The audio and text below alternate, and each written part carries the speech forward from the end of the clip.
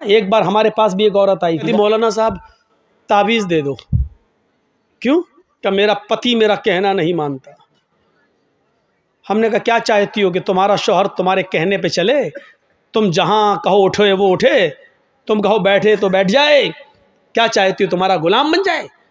तो कहा मौलाना साहब आपने तो मेरे दिल की बात ही छीन ली। देखिए औरतों की प्लानिंग। हमने कहा अच्छा ठीक है चलो तुम्हारा शौहर ऐसा हो जाएगा, तुम क्या चाहती हो? क्या यही चाहती हो? हमने कहा नाम बताओ तुम्हारा। कैसा मौलवी है? हमने क्यों क्या हुआ? नाम लूंगी अपने शौहर का। क्यों? अरे नाम लेने से तो तलाक हो जाएगी। हमारे बड़े बड़े मौलाना कहते हैं कि पत्नी को पति का नाम नहीं लेना चाहिए। हमने कहा अच्छा, और हमें उसके मुंह से नाम निकलवाना था। तो मैंने कहा कि अच्छा ऐसी बात है। हमने कहा जब तक तुम नाम नहीं बताओगी तो तुम्हारा पति तुम्हारा गुलाम कैसे बनेगा? ताबीज़ में नाम लिखा जाएगा तभी तो तुम्हारा पति तुम्हारा गुलाम बनेगा। कहते अच्छा ये बात है कि हाँ। बुलाती है अपनी छोटी सी बच्ची को, वहाँ लला ललो बोलते हैं बरेली में। लड़के को लला, लड़की को ललो। ललो इधर आ। हाँ क्या तेरे पापा का क्या नाम है? बच्ची कहती है रहमतुल्लाह। मेरे पापा का नाम रहमतुल्लाह। हमने कहा रहमतुल्लाह? हाँ हाँ हाँ हाँ। हमने कहा ये तो रहमतुल्लाह बता रही है कि हाँ यही नाम है। हमने कहा क्या नाम है? कहा यही जो बताया बच्ची ने। फिर भी नहीं बोल रही, वो भी बड़ी ढीठ है। तो हमने कहा क्या नाम है? ये बच्ची सही से नहीं बोल रही कि वही बोल रही है। सही है क्या? क्या है बच्ची? रहमतुल्लाह। हमने कहा रहमतुल्लाह कि हाँ हाँ जो आप बोल रहे हैं वही है। तो हमने कहा ये नाम तो तुम्हें लेना पड़ता है। कहा कभी नहीं लेती हूँ। हमने कहा तो इसका मतलब तुम नमाज नहीं पढ़ती हो? कहा नहीं नमाज 5 टाइम की पढ़ती हूँ। हमने कहा नमाज पढ़ती हूँ उसमें तो नाम आता है? कहा नहीं आता है।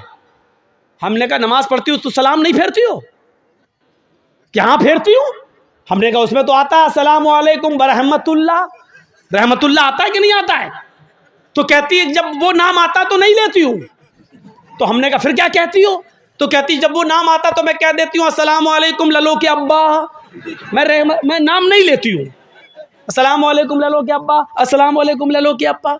बताइए ये हाल है। अल्लाह की कसम उस औरत ने ये जुमले कहे हैं, मुझसे कहे कि मैं नाम नहीं लेती हूँ। हमारे मौलवियों ने कहा कि नाम लेंगे तो तलाक हो जाएगी। बताइए लोगों ने ये बता रखा है, जबकि बीवी अपने पति का, बीवी अपने शौहर का नाम ले तो ये सुन्नत है, ये सुन्नत है। देखिए अल्लाह के नबी अपनी बीवी आयशा से कहते हैं आयशा जब तुम नाराज होती हो तो मैं समझ जाता हूं कि तुम मुझसे नाराज हो, और जब तुम मुझसे खुश होती हो तो मैं समझ जाता हूं कि तुम मुझसे खुश हो। हज़रत आयशा ने कहा अल्लाह के नबी कैसे? मैं तो कभी जाहिर नहीं होने देती हूँ अपनी नाराज़गी, फिर आप कैसे समझ जाते हैं? मैं नाराज़ भी होती हूँ तो हम जाहिर नहीं होने देते कि मैं नाराज़ हूँ, फिर आप कैसे समझ जाते हैं? फरमाया आयशा शौहर हूँ तुम्हारा, चेहरा पढ़ता हूँ, जानता हूँ तुम्हें। का नहीं बताइए आप मेरी नाराजगी का पता कैसे लगाते हो? फरमाया आयशा जब तुम मुझसे नाराज होती हो तो कहती हो किसी बात पर इब्राहिम के रब की कसम। क्या कहती हो? नहीं इब्राहिम के रब की कसम मैंने ऐसा नहीं किया, इब्राहिम के रब की कसम मैंने खाना खा लिया, इब्राहिम के रब की कसम। जब तुम मुझसे नाराज होती हो तो कहती हो इब्राहिम के रब की कसम, और जब तुम मुझसे खुश होती हो तो कहती हो मोहम्मद के रब की कसम। मोहम्मद के रब की कसम मैंने खाना खा लिया, आप दिखाइए। अल्लाह के नबी मोहम्मद आपके रब की कसम, मोहम्मद के रब की कसम। आयशा जब तुम मेरा नाम लेती हो तो मैं समझ जाता हूं कि तुम मुझसे खुश हो। आयशा की उम्र कितनी है? 9 साल। और अल्लाह के नबी की उम्र कितनी है? 54, 54 साल। लेकिन मियाँ और बीवी के दरमियान इतनी लंबी उम्र का फासला होने के बावजूद आयशा क्या कह रही हैं? मोहम्मद के रब की कसम। और अल्लाह के नबी क्या कह रहे हैं? नाम लो। क्या कह रहे हैं? नाम नहीं लेना चाहिए। हैं? मैं पति हूँ। क्या कह रहे हैं? जब तुम मुझसे खुश होती हो तो मैं समझ जाता हूँ कि खुश हो, क्योंकि तुम कहती हो मोहम्मद के रब की कसम। यानी बीवी जब अपने पति का नाम ले तो ये मोहब्बत की अलामत है, मोहब्बत की अलामत है। मैं तो कहता हूँ कि नाम लेना चाहिए, हर औरत को नाम लेना चाहिए। कुछ जाहिल औरतें क्या कहती हैं? बच्चे का नाम है फरीद तो अपने पति को बुलाएंगी, आदमी का नाम है सलीम तो ये सलीम नहीं, फरीद के पापा सुनो। और जब तक फरीद नहीं था तब तक क्या कहती थी? शादी तो तेरी सलीम से हुई है ना, फरीद तो 1 साल के बाद आया है ना। 1 साल तक वो क्या था? ए जी, ओ जी, बस कहां तुमने अपने आप को बना लिया। ए जी सुनो, अजी सुनो।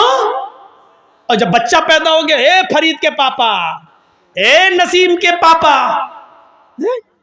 ये अजीब सिस्टम है, नाम लो डंके की चोट पर। तो मेरे भाइयों, हजरत फातिमा ने भी क्या कहा था, आए अली जब मेरा इंतकाल हो जाए तो मुझे रात की तारीकी में इशा के बाद मुझे कब्रिस्तान ले जाना दफनाने के लिए, दिन के उजाले में नहीं। फातिमा ने नाम लिया, अली जब मेरा इंतकाल हो जाए तो दिन के उजाले में मुझे दफन मत करना, कब्रिस्तान मुझे इशा के बाद ले जाना। फरमाया फातिमा ऐसा क्यों कह रही हो, अगर तुम्हारा इंतकाल फजर के बाद हो जाए तो क्या मैं इशा के बाद ले जाऊं? तुम्हारे नबी ने, तुम्हारे अब्बू ने तो कहा मैयत को जल्दी कब्रिस्तान ले जाओ। कहा सब कुछ ठीक है, लेकिन मुझे रात में कब्र में ले जाना, रात में दफनाना। कहा क्यों? कहा अली मैं नहीं चाहती हूं कि मेरे मुर्दा जिस्म पर पड़े हुए कफन पर भी किसी गैर मर्द की नजर पड़े, मेरे मुर्दा जिस्म पर पड़े हुए कफन पर भी किसी गैर मर्द की नजर पड़े। यह था पर्दा। यहां तो एक कुतिया के पीछे 10-10 कुत्ते लगे हैं। सीखो पर्दा, यह पर्दा था, मेरे मुर्दा जिस्म पर पड़े हुए कफन पर भी किसी गैर मर्द की नजर ना पड़े। ये दिया है मोहम्मद की बेटी फातिमा ने इस्लाम का पर्दा, ये बताया है मोहम्मद की बेटी फातिमा ने कि पर्दा ये होता है, और इसी की दावत दी और इसी की तबलीग की है। मेरे प्यारे साथियों, किसी को पावर नहीं है, अपनी मनपसंद चीज़ों को ले लो और अपनी मनपसंद चीज़ों को छोड़ दो। ये इस्लाम नहीं है। पसंद आए तब भी, ना पसंद आए तब भी लेना पड़ेगा। फजर में कौन उठना चाहता है? कोई उठना चाहता है? सर्दी के दिनों में होंठ से होंठ टकरा, सर्दी लग रही है, ठंडे पानी से वुजू बना रहा, कौन चाहता है कि अपने नरम गरम बिस्तर से उठे, कंबल हटाए, लिहाफ हटाए, रजाई को दूर करे, ठंडे पानी से वुजू बनाए और मस्जिद में जाए? कौन चाहता है? कोई नहीं चाहता, दिल तो नहीं चाहता, लेकिन करना पड़ेगा, चाहे तुम्हारा दिल गवारा करे चाहे न करे, क्योंकि अल्लाह की जन्नत इतनी आसान नहीं है कि बिस्तर पर लेटे रहो, तुम उसके लिए उठकर 2 रकात नमाज भी न पढ़ सको और उम्मीद रखो कि अल्लाह तुम्हें जन्नत दे दे। तुम्हें नापसंद है, लेकिन तुम्हें करना पड़ेगा।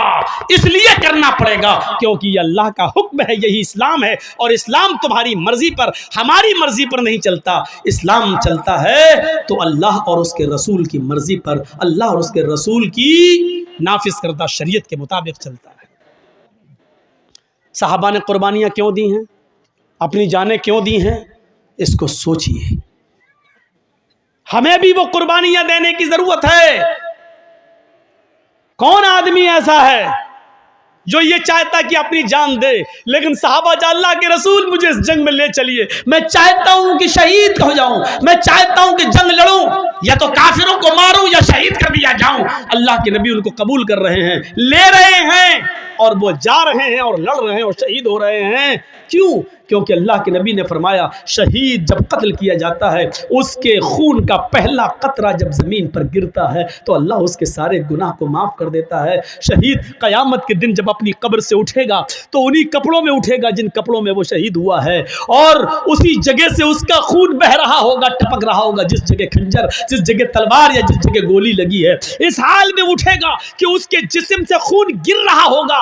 अल्लाह ताला उसके जिस्म से गिरते हुए खून को देख कर कहेगा, फरिश्तों इस बंदे का क्या हिसाब लूं, इससे क्या पूछताछ करूं? ये तो मेरे लिए अपनी पूरी जमीन और जायदाद और जान सब कुछ देकर चला आया, इससे क्या मैं पूछूं? इसने तो सब कुछ मेरी राह में कुर्बान कर दिया था, इसने तो अपनी जान तक मेरी राह में दे दी थी। जाओ, मैंने इसको बख्श दिया, इसको जन्नत के अंदर दाखिल कर दो, इसको जन्नत के अंदर ले जाओ। फरिश्ते उसको जन्नत में ले जा रहे होंगे। फरिश्ते पूछेंगे, तुम्हारी कोई और तमन्ना है?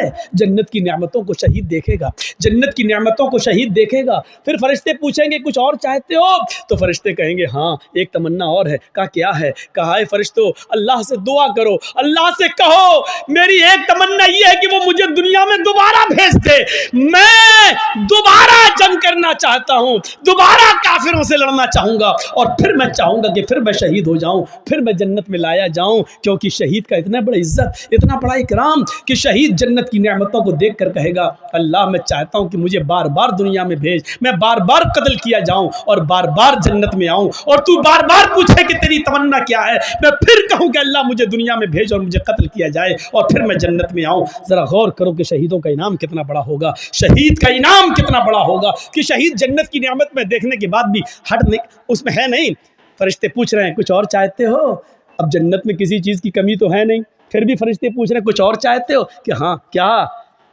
दुनिया में दोबारा जाना चाहता हूँ, नक्तुल, फिर कत्ल होना चाहता हूँ, फिर जन्नत में आना चाहता हूँ।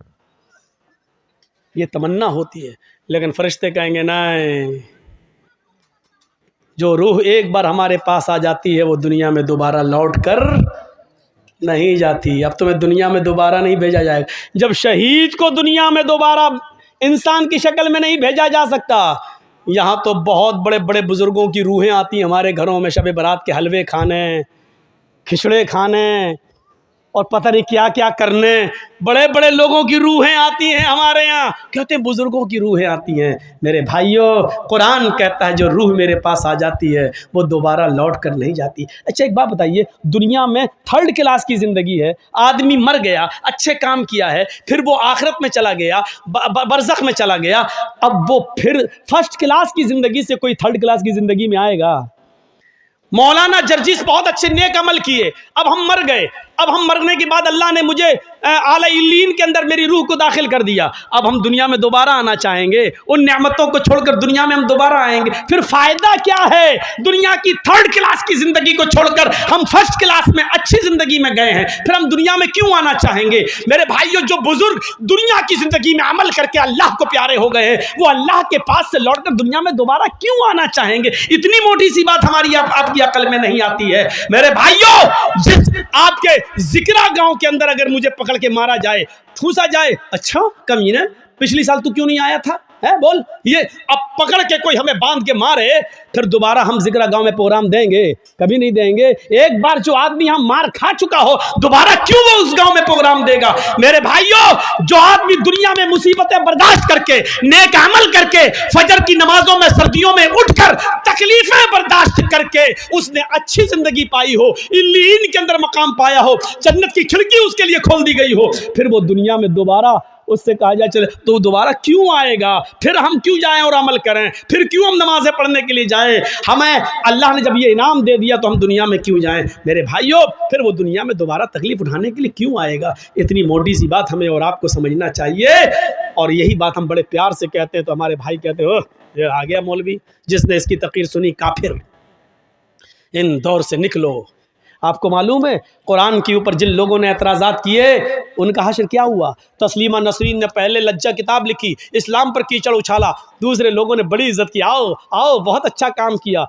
जो मुसलमान होकर इस्लाम में कीचड़ निकाल सकती है वो ईसाई बनकर क्या ईसाइयत में कीचड़ नहीं निकाल सकती है? जो अपनी अम्मा में गलती निकाल दे वो दूसरे की बनाई हुई मुंह बोली अम्मा में गलती क्यों नहीं निकालेगी? जो सगी माँ में गलती निकाल सकती है वो सौतेली माँ में गलती क्यों नहीं निकालेगी? तो मेरे भाइयों सोचो, जब उसने ईसाइयत में भी गलतियां निकाली तो उसको उधर से भी धक्के मार के भगा दिया गया। धोबी का गधा न घर का न घाट का। यही हाल सलमान रश्दी का हुआ, यही हाल तस्लीमा नसरीन का हुआ, यही हाल तारिक फतेह खान का हुआ, और यही हाल इंशाअल्लाह जितेंद्र नारायण त्यागी का होगा। जब तक इनके बाप हैं जिंदा या हुकूमत में तब तक इसकी इज्जत है, और जब बाप ही नहीं रहेगा तो इसकी इज्जत भी नहीं रहेगी, और बाप जिंदगी भर नहीं रहेगा। ये आपको मालूम है ना? राहत इंदौरी ने कहा था जो आज साहिबे मसनद हैं कल नहीं होंगे, किराएदार हैं जाती मकान थोड़ी है। ये सब आने जाने वाली सरकारें होती हैं। जब तक बाप जिंदा है बेटे की इज्जत होगी, और बाप हटा तो बेटे का कोई पुरसाने हाल नहीं होगा। और दुआ करो कि इलाहुल आलमीन, इसने कुरान को जलील करने की कोशिश की, बारे इलाह तू इसको ऐसा जलील कर, ऐसा जलील कर, ऐसा जलील कर कि बाद में आने वाले लोगों के लिए इसकी जिंदगी और इसकी मौत दोनों निशाने इबरत बन जाए, दोनों लोगों के लिए मकाम इबरत बन जाए। ये दुआ करो मेरे भाइयों, क्योंकि ऐसे लोगों की मौतें ऐसी हुई हैं, ऐसी हुई हैं कि वो पूरी दुनिया के लिए मकाम इबरत बन गई। फिरौन की लाश जो कहता था ना रब्बुकुमुल आला, मैं तुम्हारा रब हूँ, क्या हुआ? समंदर में डूबा, गर्क किया गया। डूबा तो कोई उसको बचाने वाला नहीं हुआ। अपने आप को रब कहने वाला भी क्या कहता है? आमन्ना बे रब्बिल आलमीन, रब्बे मूसा व हारून, मैं मूसा और हारून के रब पर ईमान लाया। वो चीख रहा था जब समंदर में डूब रहा था, लेकिन उस वक्त अल्लाह ताला ने फिरौन के ईमान को और उसके इस्लाम को कबूल नहीं किया। मरते वक्त इस्लाम ला रहा है, समंदर में डूबते वक्त तो मूसा और हारून के रब को अपना रब कह रहा है। नहीं, अब तेरे इस्लाम की और तेरे ईमान की अल्लाह को कोई जरूरत नहीं है। मकाम इबरत बना दिया उसकी लाश को। मेरे भाइयों, आज भी फिरौन की लाश मिस्र के म्यूजियम के अंदर रखी हुई है। आज भी जमीन के किसी टुकड़े के अंदर फिरौन की लाश को अगर दफनाओ तो जमीन निकाल के फेंक देती है, उसको एक्सेप्ट नहीं करती है। मेरे भाइयों, आज भी फिरौन की लाश को किसी समंदर में डालो तो समंदर उसको बहाता नहीं है, उसको बाहर फेंक देता है। आज भी फिरौन की लाश को समंदर एक्सेप्ट नहीं करता है और जमीन फिरौन की लाश को एक्सेप्ट नहीं करती है। अल्लाह ने फिरौन की लाश को दुनिया वालों के लिए मकाम इबरत बना दिया है। जितेंद्र नारायण त्यागी का भी यही हाल होगा। उसकी जिंदगी और उसकी मौत दोनों बाद में आने वाली नस्ल के लिए मकाम इबरत बनेगी। चले थे साहब कुरान बदलने, 26 आयतें निकाल कर दम लूंगा, कुरान को बदल के दिखाऊंगा, कुरान से 26 आयतें निकलवा के दिखाऊंगा। चले थे कुरान को बदलने, अल्लाह ने ऐसा बदला कि देख, जो हमारी किताब को बदलने का ख्वाब देखते हैं वो खुद बदल जाते हैं। इंसान दौलत के लिए इंसान क्या करता है? इसीलिए हजरत अली रज़ी अल्लाह ताला अन्हु ने फरमाया था, इर्तहलतिद दुनिया मुदबिरतन वर्तहलतिल आखिरतु मुकबिलतन वलिकुल्लि वाहिदतिन मिनहुमा बनून कूनू मिन अबनाइल आखिरा वला तकूनू मिन अबनाइद दुनिया। सुनो मेरे भाइयों, हजरत अली ने क्या कहा था? बुखारी शरीफ की हदीस के अल्फाज हैं।